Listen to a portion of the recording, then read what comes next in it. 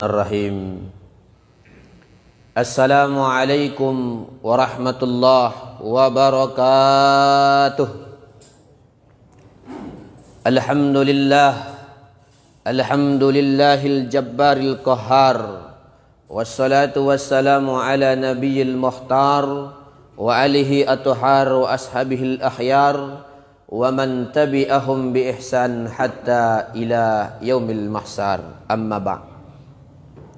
Kita bersyukur kepada Allah dengan ucapan Alhamdulillah.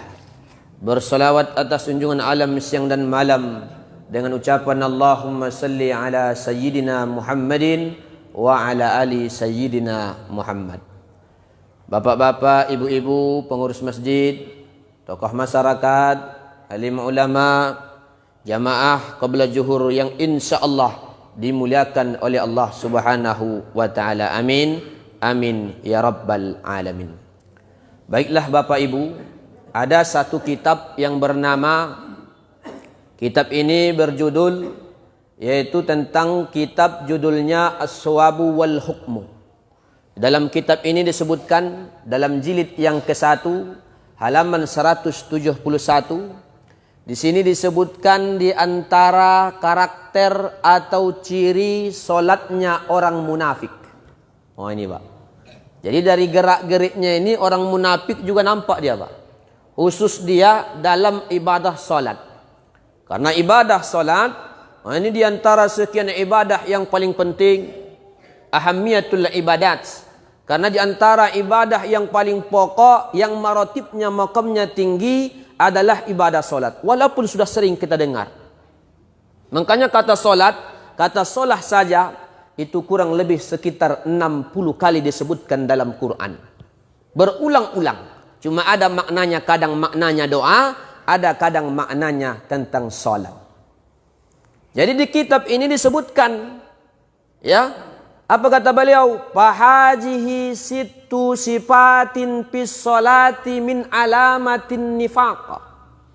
Fahajihi ini ada fahajihi ini. Sittu sifatin 6 sifat. Bis salati di dalam salat, min alamatin nifaq di antara karakter ciri salatnya orang munafik. Nauzubillah. Mudah-mudahan kita terhindar dari ini. Dan mudah-mudahan kita jangan termasuk nanti daripada orang-orang yang memang masih ada nifaq. Andai kata masih ada, kita berusaha ya berlahan-berlahan Allah hilangkan sifat kemunafikan dari hati kita. InsyaAllah amin. Ya Rabbal alamin. Jadi kata beliau, ya ada 6 karakter bentuk solatnya, ciri daripada orang munafik. Pertama, kata beliau, yang pertama al-kaslu indal qiyamiha. Mau solat sudah nampak rasa malas. Ketika menegakkan solat, itu rasa malasnya besar. Wih, payah, susah betul. Ya, Pak. Susah betul dia. Malas kalau sudah panggilan. Tapi kalau sudah orang yang sudah dapat nurnya Allah, itu baru dengarkan azan dia sudah terpanggil dia itu. Segera ngambil air wudu, langsung dia langkahkan kakinya. Kalau orang yang sudah dapat nurnya Allah Subhanahu wa taala, yang nur yang paling tinggi, nur ala nur. Jadi kalau sudah dia dengar, kalau orang yang beriman itu dengar seruan Allah, tak sabar hatinya untuk menuju rumah Allah Subhanahu wa taala. Tapi kalau masih ada ini kita lawan nih hadirin. Makanya kita mengaji. Di antara fungsinya adalah menghilangkan sifat-sifat kemunafikan. Karena kalau bicara tentang munafik, itu kan munafik dari nafaqah. Nafaqah itu ibaratnya kalau secara bahasa, lobang.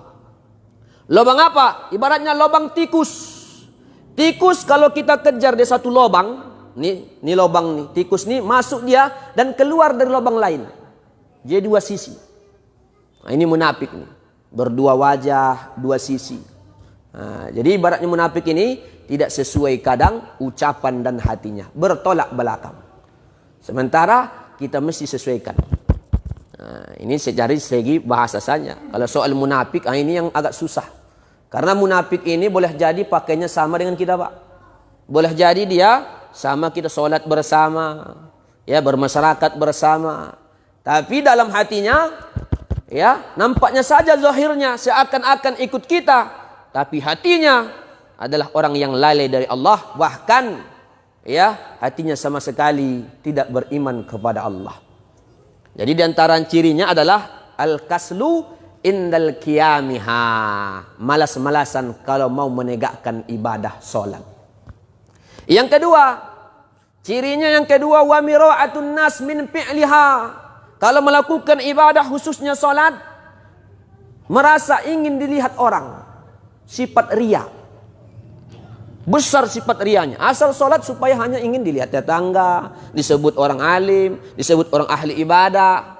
Ini ciri masih ada. Kalau masih ada begini, hati-hati. Min nifaq, daripada kemunafikan. Tapi kalau susah Ustaz kalau begitu kita lebih baik di rumah. Tidak. Justru kalau kita sholat di rumah, sebagian ulama mengatakan orang munafik juga sholatnya di rumah. Kalau setiap apanya tak pernah berjamaah. Itu nanti yang terakhir sifatnya dalam kitab ini. Kalau dia cuma tak pernah sama sekali berjamaah, cuma di rumah saja. Nah, itu juga justru diantaranya nanti yang keenam, alamat daripada orang-orang yang munafik.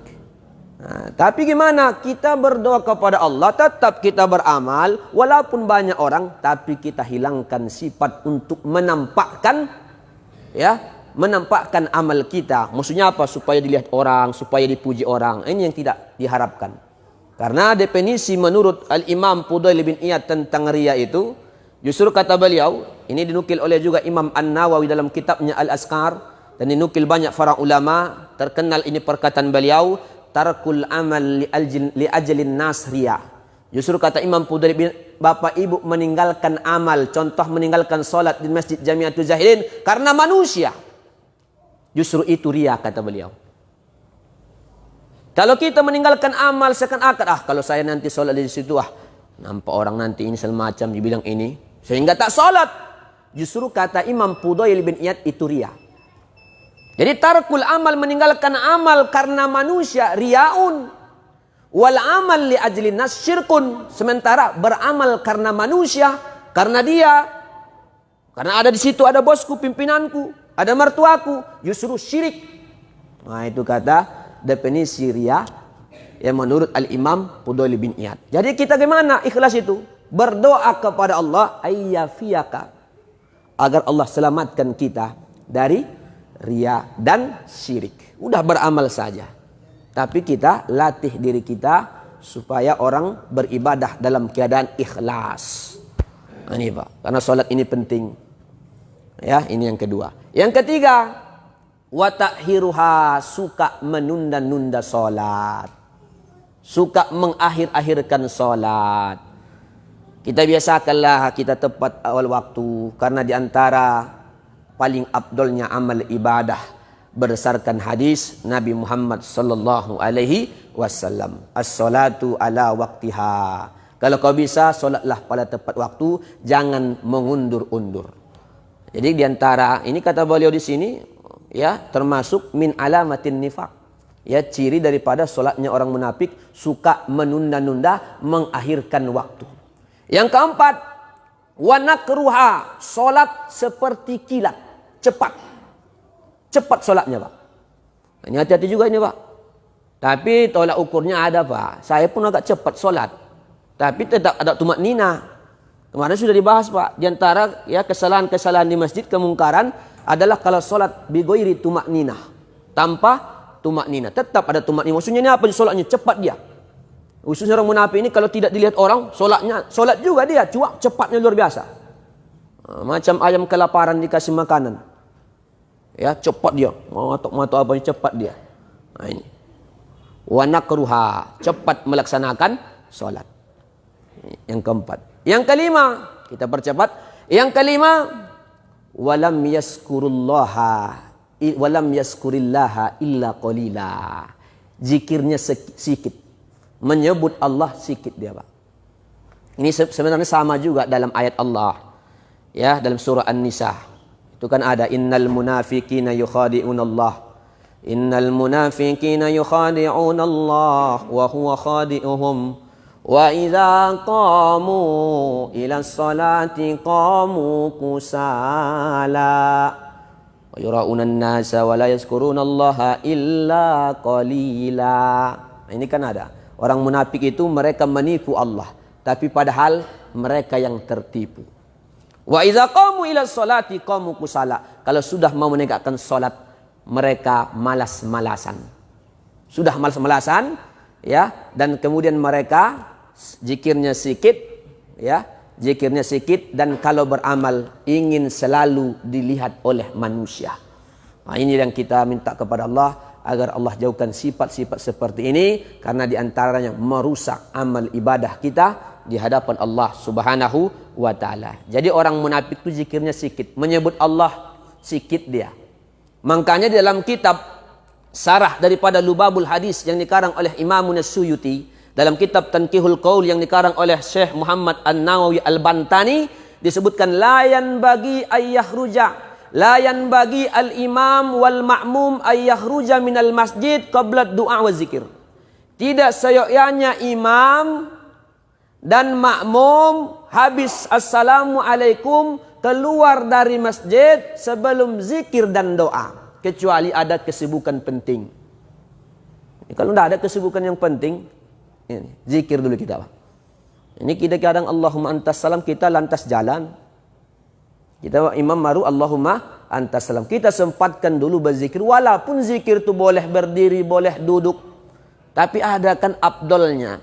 Ya, karena sebahagian ulama walaupun dia sampai salam, tapi sebagian ulama mempangketkan dia supaya sempurna solat tu, ya ikuti juga zikirnya. Terlepas bapak mau ibu mau suka yang jahar, yang berpendapat jahar atau sir, yang penting ada zikir ba'da solah, setelah solat. Ibaratnya kalau makan janganlah pula nasi aja, Pak. Ikutlah lauk-lauk pautnya supaya sempurna ibadah solat. Jadi zikir kita. Makanya layan bagi ayyakhrujal imam wal ma'mum minal masjid qabla du'a wa zikir. Tidak seyogyanya imam dan makmum keluar masjid sebelum berdoa dan sebelum berzikir kepada Allah Subhanahu wa ta'ala. Makanya kita berzikir. Ya, kalau contoh zikir tentulah Nabi Muhammad sallallahu alaihi wasallam. Makanya dalam hadis sahih, bahkan dalam kitab ya Abi Jamrah disebutkan bahwa orang yang berzikir inilah tandanya orang yang hidup hatinya. Inilah orang yang hidup di pandangan Allah.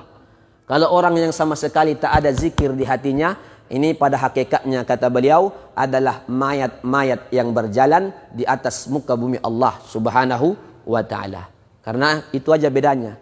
Masalul ladzina yazkurunallah wa lam yazkurillah kamasalil hayyi wal mait. Seperti hidup dan mati. Kalau berzikir dia hidup, kalau dia tak pernah berzikir berarti hakikatnya dia mati. Ini yang kelima, sikit menyebut Allah, sikit berzikir. Yang keenam, wa takhallub an jamaah. Tak pernah berjamaah ke masjid. Dia hanya solat mungkin di rumahnya supaya bisa cepat seperti kilat. Ini Pak, jarang dia solat. Ini termasuk dia jarang solat berjamaah di masjid. Ini dimasukkan dalam kitab ini daripada ciri solatnya orang munafik. Kita ibadah solat ini kan harus sempurna, Pak. Ya, karena ini ibadah yang paling penting. Kalau puasa, kalau ada orang yang punya sakit parah, apalagi orang tua, itu masih ada Pak, tahsisnya, rukhsahnya. Apalagi yang sudah putus bolong ususnya, mungkin penyakit mah berkelanjutan, tak ada diharapkan sembuhnya, boleh dia ya tidak berpuasa. Cuma ada penggantinya. Kalau haji tak semua orang bisa haji. Bagi yang mampu haji, kalau zakat tak semua orang berzakat. Tapi kalau solat, mana ada apa-apanya, Pak? Mau dia sakit, ya, mau dalam keadaan perang, dalam keadaan ketakutan, tetap wajib solat selama ruh masih ada di kandung badan, selama akal sehat. Kalau gilo tak wajib solat, Pak. Bu, kalau ibu mau tak wajib solat, gilo lah. Daftar ke rumah sakit jiwa yang di sana, yang di Panam. Itu. Kalau gilo tak wajib solat.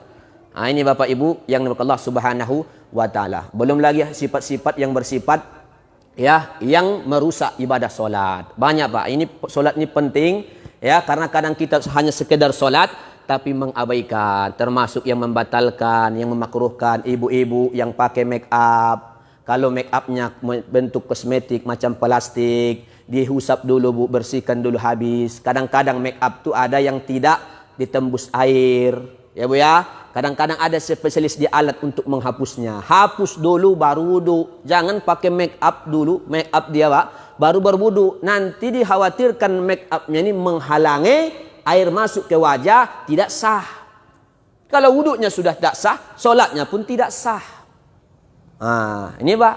Nah, ini mesti kita bahaskan karena berkaitan juga tentang ibadah solat. Termasuk kita Pak, ya ini dalam mazhab Syafi'i. Nih jidat. Kita tidak bicara mazhab lain. Ini jidat Pak, kalau bisa jangan tertutup ini. Jangan tertutup. Nah, jidat nih karena anggota yang 7 mesti menempel. Ini tangan, 2 lutut dan ini kaki. Minimal walaupun jempolnya ada gini Pak. Itu mesti menempel. Termasuk ini ibu-ibu yang mukenahnya kan sekarang banyak bentuk mukenah. Nah, ini ada pink, ada kuning, ada putih, ada hitam. Warna-warni, ada macam pelangi-pelangi. Ya Bu ya. Nah, itu kadang-kadang ya jangan sempat nanti sujud di bekas apa nih yang terbawa. Ini mukenah nih dia bukan sujud di sini.